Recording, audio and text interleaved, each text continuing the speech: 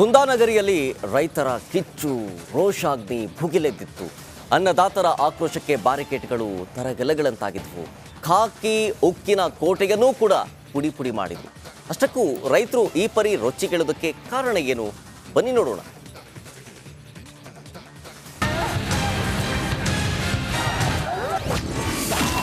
ಕುಂದಾನಗರಿಯಲ್ಲಿ ರೈತ ಹೋರಾಟದ ಕಿಚ್ಚು.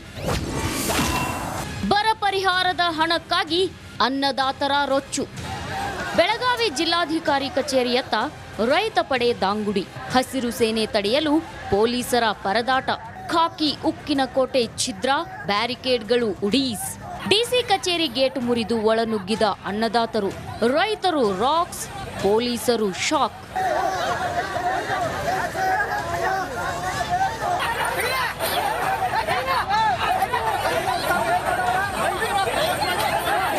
ಹೌದು, ಇಂದು ಬೆಳಗಾವಿಯಲ್ಲಿ ಅಕ್ಷರಶಃ ಅನ್ನದಾತರು ರೊಚ್ಚಿಗೆದ್ದಿದ್ರು. ಮೊದಲೇ ರಾಜ್ಯದಲ್ಲಿ ಭೀಕರ ಬರಗಾಲ ಇದೆ.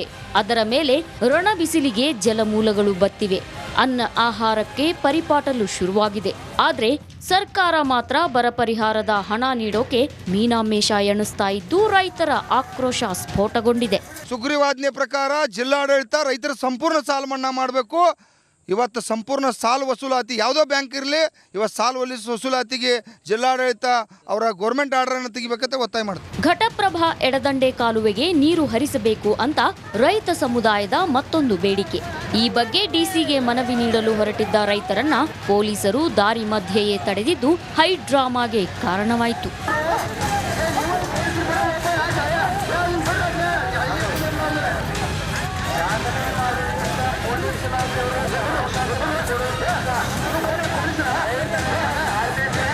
ಸಿದ್ದರಾಮಯ್ಯ ಸರ್ಕಾರ ತಕ್ಷಣವೇ ಬರ ಪರಿಹಾರದ ಹಣ ನೀಡಬೇಕು ಮತ್ತು ಘಟಪ್ರಭಾ ಎಡದಂಡೆ ಕಾಲುವೆಗೆ ನೀರು ಹರಿಸಬೇಕು ಅಂತ ರೈತರು ಪಟ್ಟು ಹಿಡಿದಿದ್ದು ಹೋರಾಟ ಮತ್ತಷ್ಟು ಕಾವೇರೋದು ಪಕ್ಕ. ಮೈಲಾರಿ ಪಟಾತ್, ರಿಪಬ್ಲಿಕ್ ಕನ್ನಡ, ಬೆಳಗಾವಿ.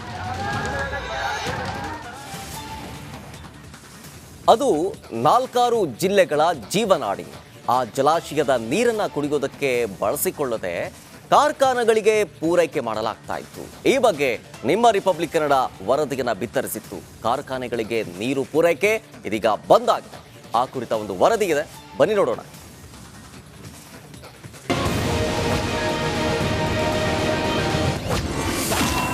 ಕಾರ್ಖಾನೆಗೆ ಟಿಬಿ ಡ್ಯಾಂ ನೀರು ಪೂರೈಕೆ ಬಂದ್. ರಿಪಬ್ಲಿಕ್ ಕನ್ನಡಕ್ಕೆ ಹೋರಾಟಗಾರರ ಧನ್ಯವಾದ. ಕಲ್ಯಾಣ ಕರ್ನಾಟಕದ ಜೀವನಾಡಿ ಅಂದ್ರೆ ಅದು ತುಂಗಭದ್ರಾ ಡ್ಯಾಂ.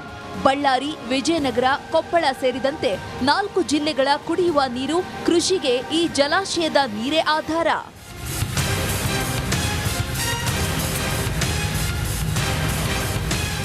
ಬರಗಾಲದಿಂದ ಮೊದಲೇ ಟಿಬಿ ಡ್ಯಾಂ ಖಾಲಿಯಾಗ್ತಿದೆ.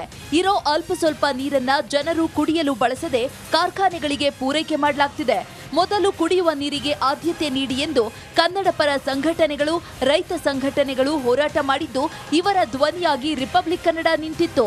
ಇದರ ಪರಿಣಾಮವಾಗಿ ಕಾರ್ಖಾನೆಗಳಿಗೆ ನೀರು ಪೂರೈಕೆ ಬಂದ್ ಮಾಡಲಾಗಿದೆ. ಜಿಂದಾಲ್ ಕಂಪನಿಗೆ ಹರಿಸ್ತಿರುವಂತದ್ದನ್ನ ಖಂಡಿಸಿ ಕರ್ನಾಟಕ ರಾಜ್ಯ ರೈತ ಸಂಘ ಮತ್ತು ಕನ್ನಡ ಪರ ಸಂಘಟನೆಗಳು ನಿರಂತರವಾದಂಥ ಹೋರಾಟದ ಫಲವಾಗಿ ಒಂದು ಜಿಂದಾಲ್ ಕಂಪನಿಗೆ ಕೊಡುವಂಥ ನೀರನ್ನು ನಿಲ್ಲಿಸಿದ್ದಾರೆ. ಇದು ಒಂದು ಸಂತೋಷದಾಯಕವಾದಂಥ ವಿಷಯ. ಈಗ ಒಂದು ಇದಕ್ಕೆ ಅಭಿನಂದನೆಗಳನ್ನ ಅಲ್ಲಿರುವ ಅಧಿಕಾರಿಗಳಿಗೆ ಮತ್ತು ಕಾಡಾ ಅಧಿಕಾರಿಗಳಿಗೆ ನಾನು ತಿಳಿಸಕ್ಕೆ ಬಯಸ್ತೀನಿ. ಅದರಲ್ಲಿ ವಿಶೇಷವಾಗಿ ರಿಪಬ್ಲಿಕ್ ಕನ್ನಡ ಚಾನಲ್ ಅತ್ಯಂತ ಸುಂದರವಾಗಿ ಇಡೀ ರಾಜ್ಯವ್ಯಾಪಿ ಹೆಸರು ಆಗುವ ರೀತಿಯಲ್ಲಿ ಈ ಹೋರಾಟಕ್ಕೆ ಜಯವನ್ನು ತಂದುಕೊಟ್ಟಿದ್ದಾರೆ. ಈ ಮೂಲಕ ಎಲ್ಲ ಕನ್ನಡ ಪರ ಸಂಘಟನೆಗಳು ಮತ್ತು ರೈತ ಸಂಘಟನೆಗಳ ಪರವಾಗಿ ಹೃತ್ಪೂರ್ವಕವಾದಂಥ ಅಭಿನಂದನೆಗಳನ್ನು ಸಲ್ಲಿಸ್ತೀನಿ. ತುಂಗಭದ್ರಾ ಜಲಾಶಯದಿಂದ ಕಾರ್ಖಾನೆಗೆ ನಿತ್ಯ 10 ಕ್ಯೂಸೆಕ್ಸ್ ನೀರು ಹರಿಸಲಾಗ್ತಿತ್ತು. ರಿಪಬ್ಲಿಕ್ ಕನ್ನಡದ ವರದಿಯ ಬಳಿಕ ನೀರು ನಿಲ್ಲಿಸಲಾಗಿದೆ. ರಿಪಬ್ಲಿಕ್ ಕನ್ನಡಕ್ಕೆ ರೈತರು, ಹೋರಾಟಗಾರರು ಅಭಿನಂದನೆಗಳನ್ನು ಸಲ್ಲಿಸಿದ್ದಾರೆ. ವಿಶೇಷವಾಗಿ ಆರ್ ಕನ್ನಡ ಚಾನಲ್ ಮಾಧ್ಯಮವನ್ನು ನಾನು ಕೃತಜ್ಞತಾಪೂರ್ವಕವಾಗಿ ನಮನ ಸಲ್ಲಿಸುತ್ತಿದ್ದೇನೆ. ಕಾರಣ ಇಷ್ಟೇ, ಜಿಂದಾಲ್ ಕಂಪನಿಗೆ ನೀಡುವಂಥ 7 MGD ನೀರನ್ನು 10 ಕ್ಯೂಸೆಕ್ ನೀರನ್ನು ದಿನ ಬಿಡ್ತಾ ಇದ್ರು. ಆ ನೀರನ್ನು ಬಿಡಬಾರ್ದಂತೇಳಿ ಹೊಸಪೇಟೆಯಲ್ಲಿರ್ತಕ್ಕಂಥ ಕನ್ನಡ ಪರ ಸಂಘಟನೆಗಳು, ರೈತ ಸಂಘಗಳ ಜೊತೆ ಸೇರಿಕೊಂಡು ನಾವು ಹೋರಾಟವನ್ನು ಮಾಡಿದ್ರ ಜೊತೆಗೆ ಇದೇ ಆರ್ ಚಾನಲ್ ಬಂದು ನಮ್ಮ ಮಾಧ್ಯಮ ಮುಖಾಂತರ ಎಲ್ಲ ಕರ್ನಾಟಕದಿಂದ ಬಿತ್ತರಿಸಿದ್ರೆ, ಆ ಬಿತ್ತರಿಸಿದ್ರ ಮೂಲಕ ಇವತ್ತು ಆ ಒಂದು ನೀರು ಬಿಡ್ತಕ್ಕಂಥ ನೀರು 7 MGD ನೀರನ್ನು ಜಿಂದಾಲ್ ಕಂಪ್ನಿಗೆ ನಮ್ಮ TB ಬೋರ್ಡ್ನವರು ಅದನ್ನು ಬಂದ್ ಮಾಡಿದ್ದಾರೆ. ಅವರಿಗೆ ಸದ್ಯ ತುಂಗಭದ್ರಾ ಜಲಾಶಯದಿಂದ ಕಾರ್ಖಾನೆಗಳಿಗೆ ನೀರು ಪೂರೈಕೆ ನಿಲ್ಲಿಸಲಾಗಿದ್ದು, ರೈತರ ಹೋರಾಟ ಮತ್ತು ರಿಪಬ್ಲಿಕ್ ಕನ್ನಡದ ವರದಿಗೆ ಜಿಲ್ಲಾಡಳಿತ ಮಣಿದಿದೆ. ಸುರೇಶ್ ಚವ್ಹಾಣ್, ರಿಪಬ್ಲಿಕ್ ಕನ್ನಡ, ವಿಜಯನಗರ.